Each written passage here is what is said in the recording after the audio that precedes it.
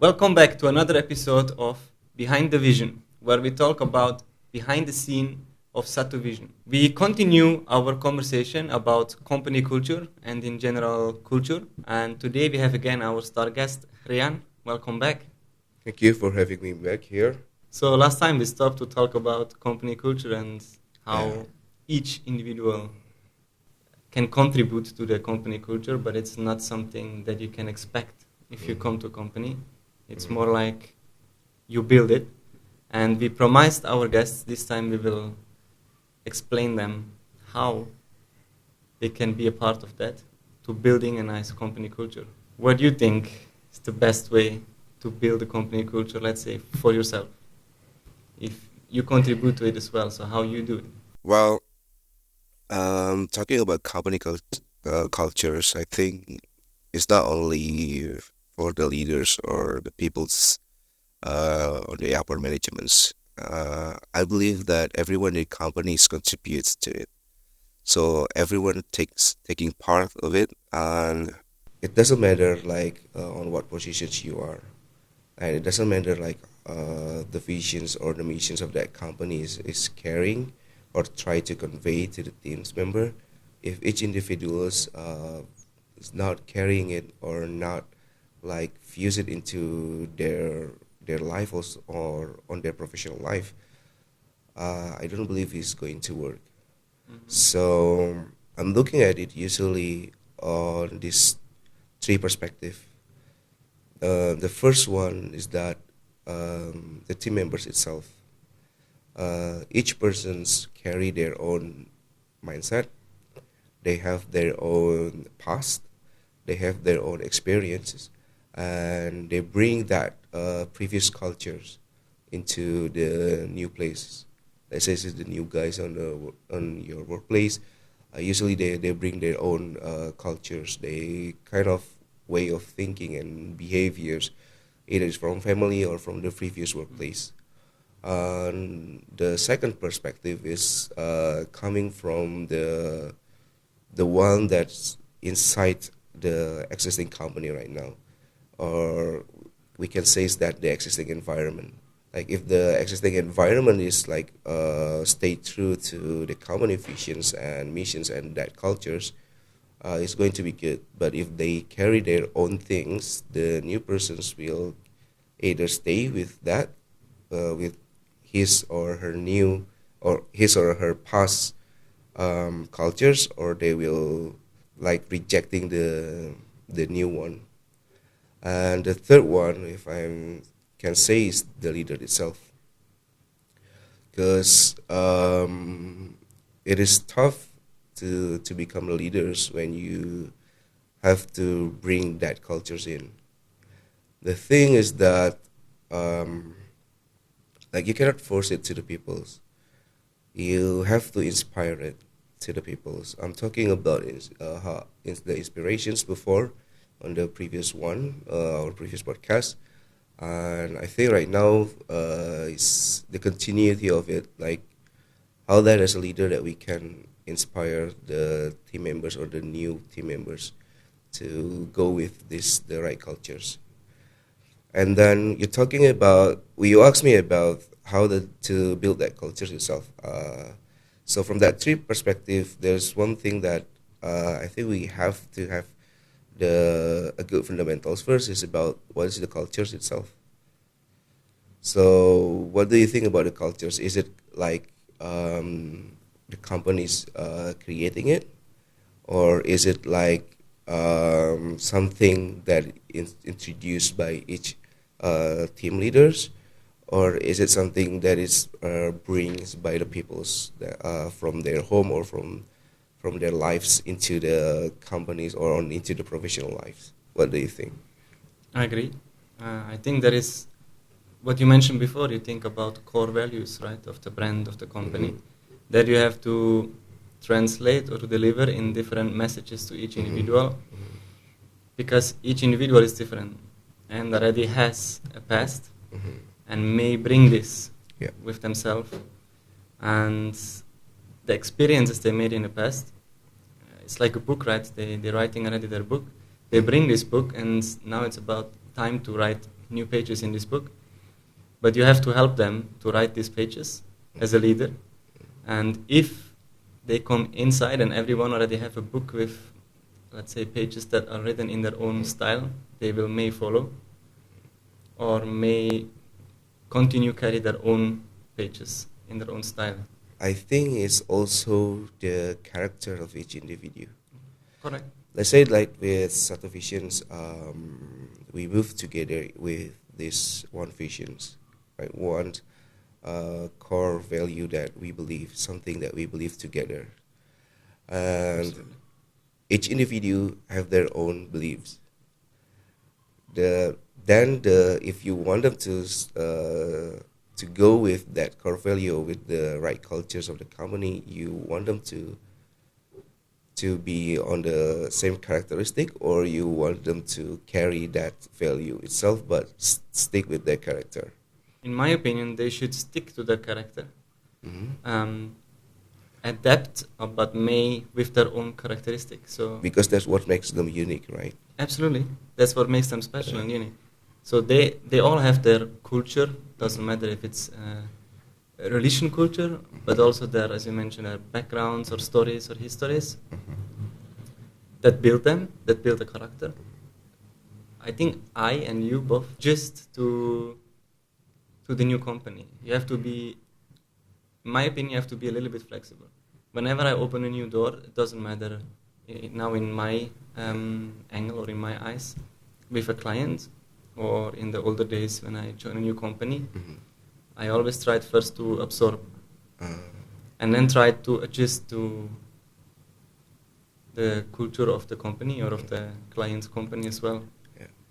But is it funny, right? Like, I believe all of the people that watch this podcast, or most of them, have this stage on their lives that they wanted people to change. They Yes. wanted to. They have the expectation somehow that people will go with what they think is right or what they think is ideal. So right now, what I found in the workforce, or let's say on the team members itself, um, some of them, not all, but some of them have their own ideals about the work cultures. For example, it's like this: the simple things like taking annual leaves, for example. Um, they used to there's a team members that used to work with certain companies that when they want to take annual leaves, is being asked like, what's the purpose of it? Okay. Like, why do you take annual leaves or something like that, right? Mm-hmm. With my teams, it's like, I don't care that you're taking your annual leaves. Like, the purpose of you taking annual leaves, that's your right. Yeah. You of can course. you can take it.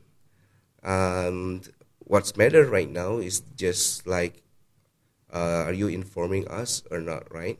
Because we have to adjust, and there's a rule so that everybody's in the same team can help you when you are not in the office, like following up tasks and make sure that when you're taking leaves, nobody will disturb you because everything is already carried upon, or everyone is already taking care of the business or your tasks, something like that. So that's what I'm talking about. People have their own, as you say, that people have their own book or pages that they brings into the workplace.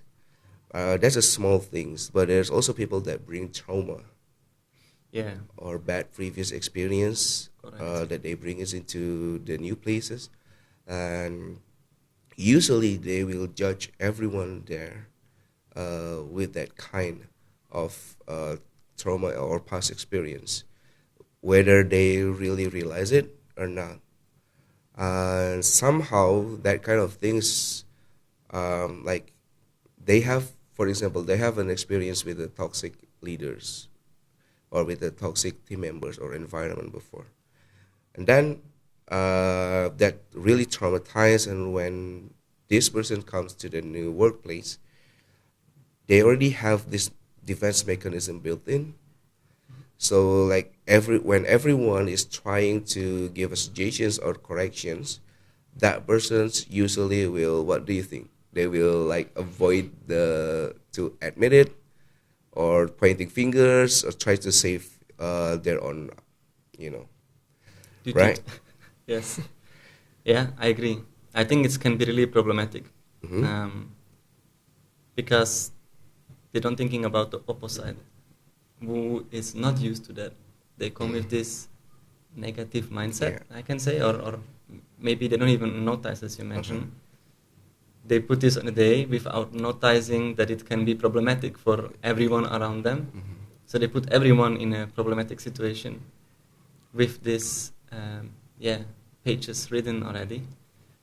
Well, it should be a mandatory when you go to the new places. You start with a new page, because if you still bring that previous experience as a traumatized experience, and then you start to judge people intentions based on your previous experience, that energy will transpire to the others. It's also the same for the leaders. So to get back to your first questions about how, as a leader, that I try to bring the culture, is that I also have a previous experience that is really not good. Uh, there's an experience in my life where I've been accused of something that I'm not doing, because they just want to get rid of me from certain positions that's been there. All right. Yeah, it's really harsh. You will really amazed of what corporate cultures, not all, but some corporate cultures, that is so diminishing people like that. There's also an experience before where I have a leaders that is, I don't know, it's kind of like weird in my opinions, because he's really love to have a party, and I'm not really sure about how that he took the business like really seriously or not. Involving in some illegal things, and real on also like having a romance affair, something like that. So it's also jeopardized the peoples that work with this person. Right. Yeah, and that kind of things is, if you carry it out to the new place where you are, you're becoming someone like, you know, You will you go. you will go beyond toxic. You will go judging people based on that experience, and it's not fair in my opinions. So I will not assuming and not judge what they're doing. I will just ask, because if you're not learning to do that as leaders, you will live in an assumption, and if you live in an assumptions, you will eventually, without realizing it, will treat people differently. And when we treat people differently, it will trigger their defense mechanism. It might also trigger their previous trauma about what happens on the previous experience before. And then what right now the younger people call the toxic environment, Toxic. yeah, will appear. I Like this have or two not? things that directly come in my mind. The Uh-huh. first one is in Europe we have a sentence for that, Yeah, what was with the that? book that says, if you open a door before you not close the old one, it will not work. So you always have to close one door in order to open another door. And that's related to what you said before, like you have to close the book to open a new book, right? Otherwise it will be a disaster. That's the first thing that I would say. This sentence is really, the longer I live or make my experiences through life, the more I have to say this is super true. And the second one, with the culture of mistakes, I think that's something that many Indonesian companies should take a piece of the cake and say, yes, this is something we have to adapt in our company rules to say mistakes are allowed. It's not a death policy. It's okay if you make a mistake. It's even good if you make a mistake, as long as you correcting it or learn from it. That's the thing. I think you need to learn from the mistakes. That's the most important one. You make a mistake, fair, good. You learn from it, even better. Yeah, well, the point is have to be like admitting and acknowledgement of that Absolutely. mistakes, right? Absolutely. It's not like, oh, it's really terrible if you're doing a mistake. Oh, this is a big mistake. Yeah, of course, there's a point in your life that you make a really grave mistakes, let's say, Absolutely. and like if you spend your time to deny the facts or try to find a way to like defending yourself or try to push the mistakes or to blame Or other finger people's pointing, yeah. or finger pointing, you will take much effort and time on that and not really solving the problem itself. There is a path to admitting it, and then there is a path to fixing it, or to find a solution. Yeah. Because that's what, in my position, bother me the most if people make a mistake. The admit is one part, but then you cannot rely on others to fix it for you, or at least you need to Yeah. bring up a solution Take or something. accountability of Yes, it, right? correct. Yeah. So yeah, it's happened. Okay, what do we do? And not, damn, I make a mistake. Oh my gosh, I make a mistake. Oh no, I make a mistake. Oh no. In this time, you may already find a solution to fix it. The longer you think about it and overthink it, the more worse it gets. I mean, About the mistakes is, yeah, to confirm, grieving all the time is also not good. I agree with that. Like you weeping like, oh, I made a mistake, and you spend like 7 days on grieving all that mistakes. Don't even come to the workplace because you're too embarrassed to meet people. So you feel guilty and stuff like that. Oh, it's first of all, it's not healthy for that person because you carry on that back without really find a solution on it. We can laugh about it right now, but well, there's actually people facing something like that, and yeah, it is something.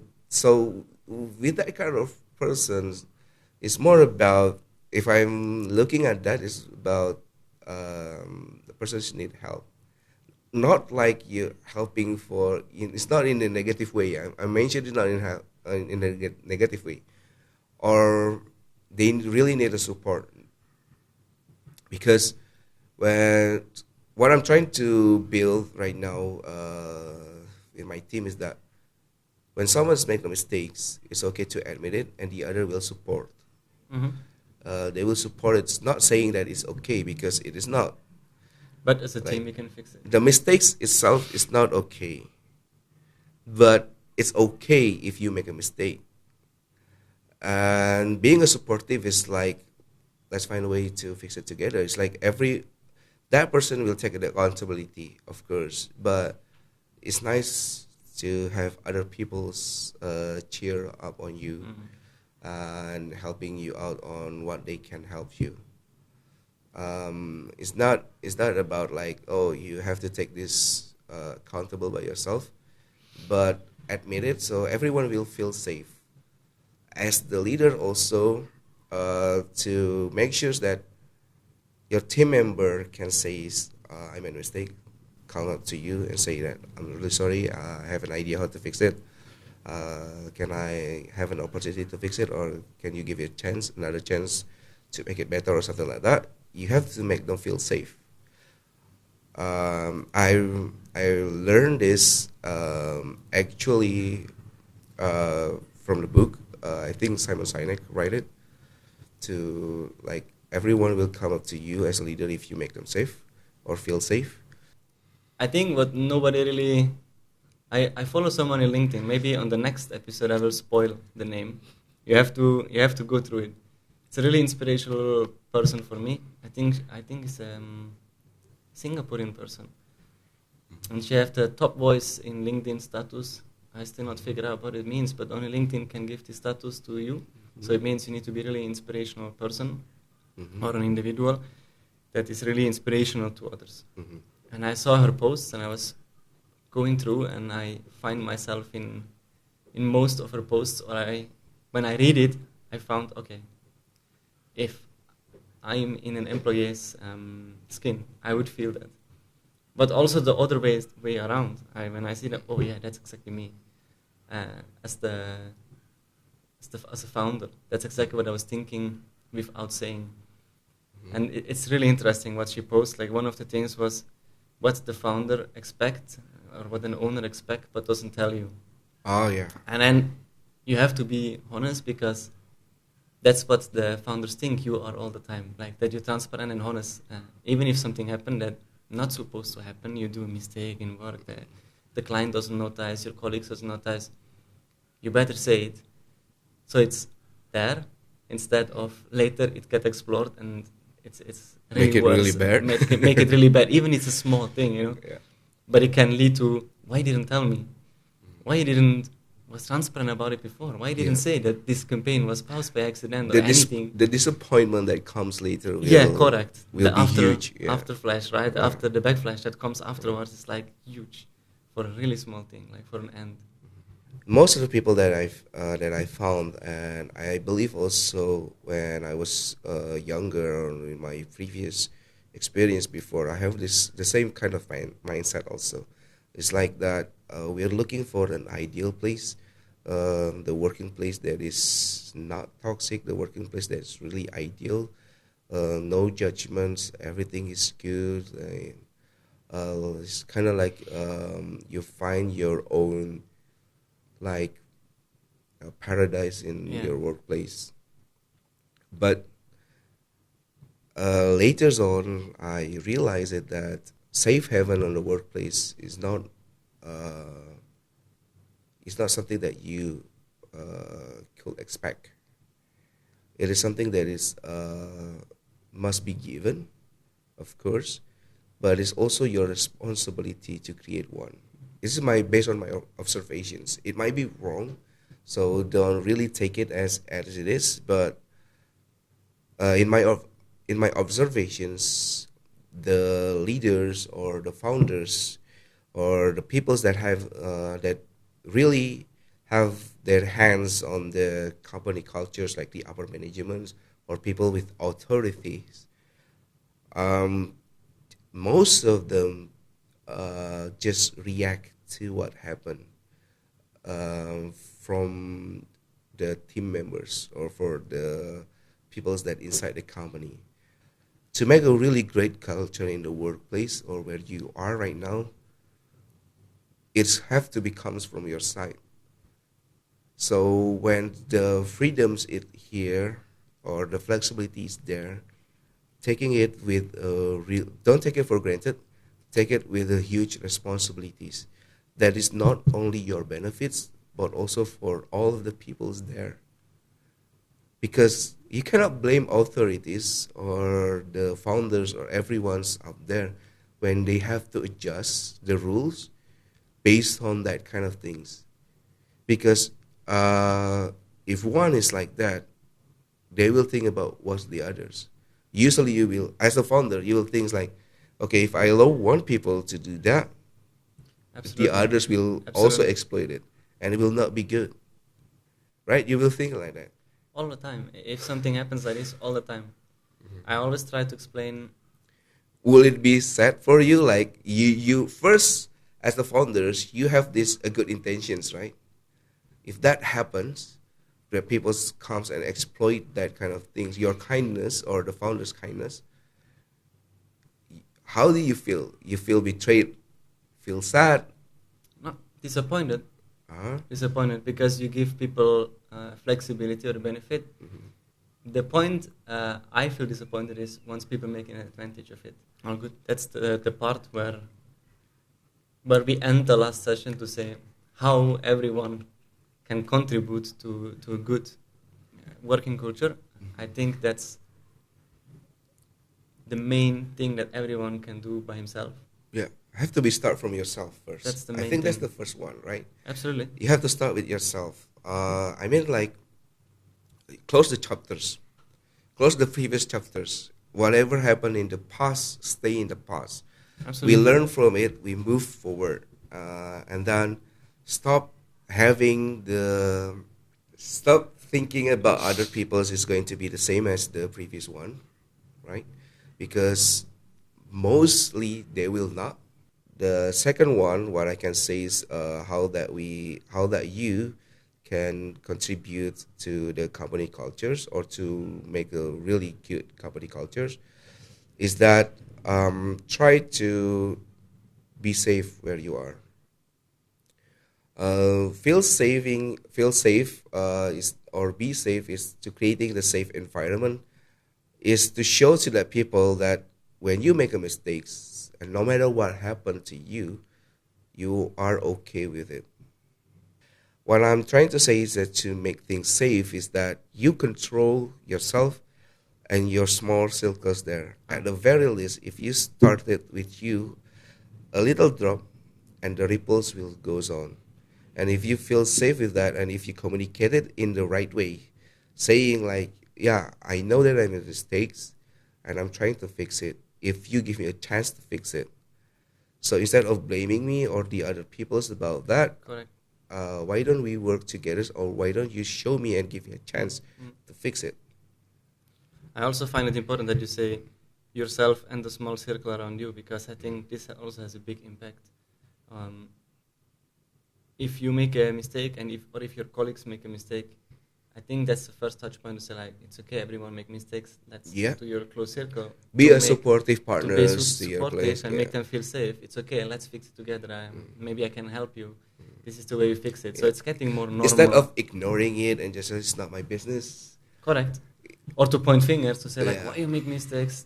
That also doesn't go anywhere, right? Or the worst part is like, boss, this one's It was him. In Yeah. Indonesia we call it cepu. No? Okay. I Yeah, see. that's the worst of the worst. If I have someone like that in my company, I will. I don't want to work with that person, and I think all my team doesn't want to work with that person. Yeah, So far, I didn't notice any one of them. I think I will know then. I think if I can say is the third part of how that you can contribute to the working cultures or to make your company's cultures even better is that always state your mind. This is something that's maybe really going to bring controversial in the comment sections of Satu Vision podcast, but No. stay true to yourself or state your mind is something that, in my opinion, is a really good defense mechanism. Like, really good, I mean in positive way. Let's say that if you are not agree of some decisions, it is okay to state your mind that I don't think it's good because of what. But when you clearly state your mind, you also comes with the follow up that you also have to be open minded to accept the decisions that comes later. What do you think the three most important things for the other founders to make things works with their team members? We have already mentioned about how to make it feel safe and stuff like that, but I believe you also have in mind, Jean-Marc also have in mind about that. Would you like to share it with us? Of course. I think it's a good question, by the way. I think the really first thing that I can give to all other founders, apologize, in the really number one thing I can give to all other founders that has, especially in Indonesia company, will be support. I think all employees and especially all Indonesian employees deserve to get the support if they need it, because I noticed that this not happens in many Support like emotional support, life support, well, it child can- support. That's too far. No, I mean in the professional side for sure. In the professional side, in terms of if somebody come and says, "I want to learn more. I need more insights. I'm ready to go far, but I need your support to do it." I think it's really important for founders to say yes. And I found it's really, it's the truth. When you say it's supportive, it's the truth. I believe everyone's in this room also can give a credits to both of you and Jean-Marc because that supportive culture is already there. Let's say that, oh, there's a people or team members or person that they cannot really speak English well.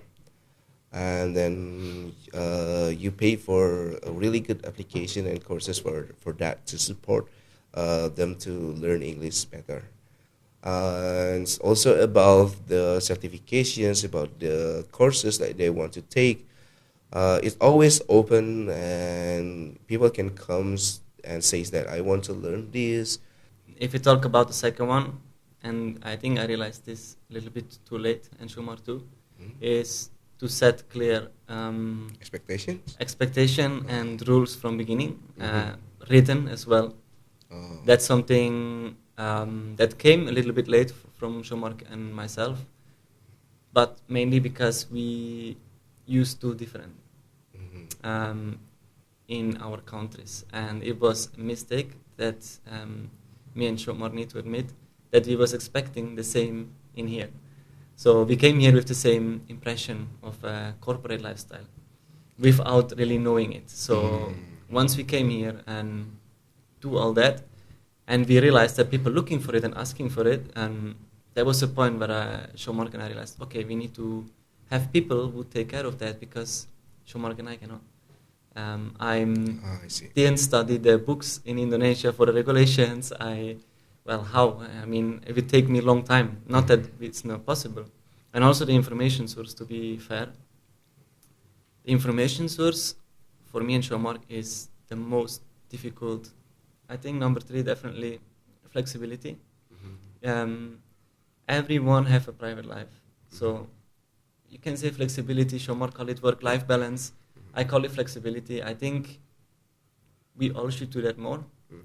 Even we are already on a good level. Every time we have interview, people credit us for that and can really not believe. So I hope, and maybe an appeal to other companies, do this more.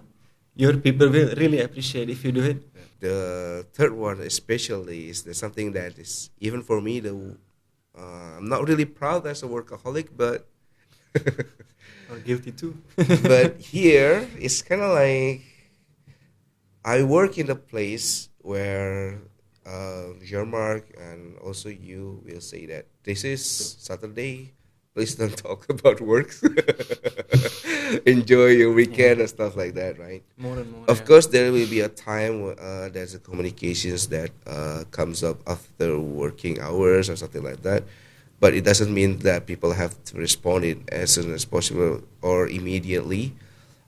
Sometimes I can see that the leaders just want to state it before they forgot about it. This comes right into the mind and just want to state it, and you can follow it up the next morning or something like that. And I think this is a leader problem. the good things is that when I work here or when I joined this company, or to everyone who's joined the company, because I also involved in the recruitment, right? We never ask, do you able to work overtime or not? So I think I can put it on the side note later, and to the other team members that is here involved in this podcast productions, is that I also mentioned it this morning with my team members when I believe Garin watched the videos on TikTok about the questions of would you mind to work overtime or something like that, and I immediately say to Garin, if you have an interview and then the interviewee or the interviewer or the recruiters asks that questions or says that kamu bersedia untuk lembur atau tidak, don't continue with that, don't proceed with the interview, just say thank you and just go back, because overtime is not something that is for me, if the company asks that, it's immediately red flag, because they not managing their team's times in a correct way. I agree on that. It's a poor management. It's a really bad time management also. And if they ask that since the interview.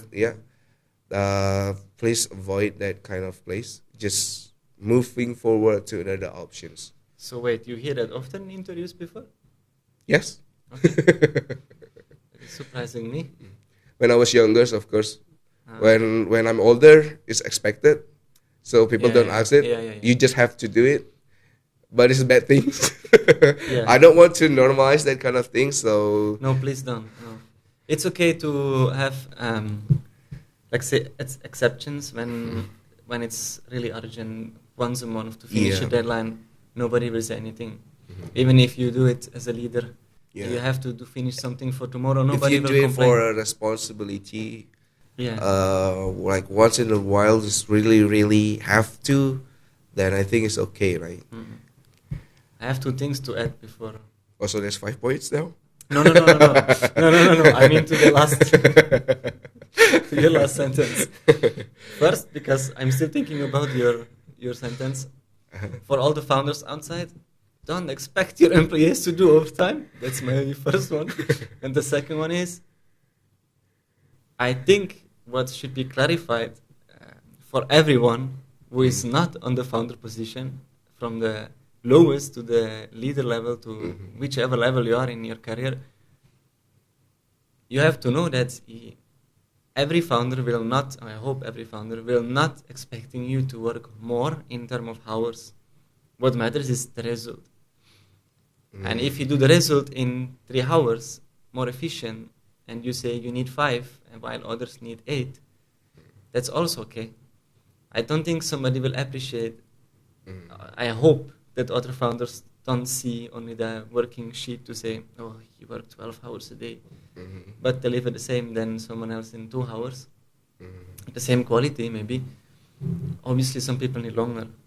Yeah. Some people are more experienced and need a shorter time Yes, frame. So of course. this is the benchmark you have to calculate as a leader or as a manager or any +1 position. But this is something that I notice also often, that people try to write more hours just in order to say, I impressed my boss because I put more hours on the sheet. It doesn't work like that. Your plus hours are not appreciated by a smart boss.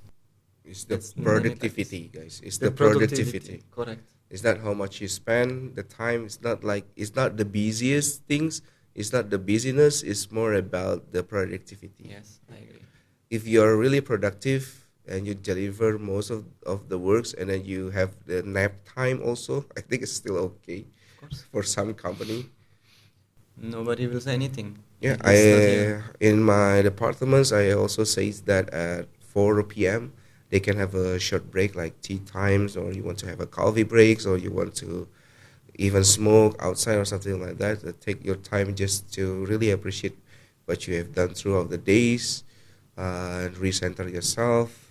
And then what comes afterward is more of like the light works before you go home. So that there's a transition time period to make their lives even better when they, or to transition between the professional or work life to the private lives. That makes sense. Yeah. More I will talk about the time management things maybe on the next episode. Good one. Let's do that. So, Rian promised you on the next one. We will talk more about the Time management Time and management. how that you as a leader can manage your team, and that how that you as a team members can also contribute to the management. sounds fair. So then we're excited for the next one. We hope all of you join again in the next one. So we say for the next one, Sampai Sampai jumpa. jumpa.